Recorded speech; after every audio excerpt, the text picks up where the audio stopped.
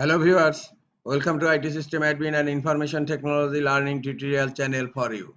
Today in this tutorial I am going to show you how to hide file size information on folder tips in Windows 10 computers. Sometimes it becomes very important for you, so don't forget to watch full video. To hide file size information in folder tips, open File Explorer, hover the mouse pointer on a folder and look here the file size information is showing.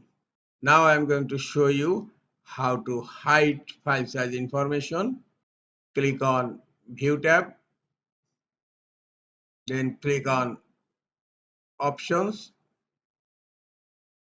In folder options, go to View tab. Here you will find display file size information in folder tips, and by default it's selected. That's why it's showing the file size information in folder tips.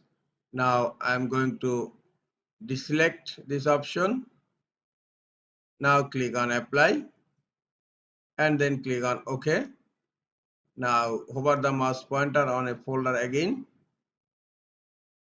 Look, file size information is not showing right now. It's hidden. This is all for today. Hope this tutorial is helpful for you. Keep watching for next tutorial. Thank you very much.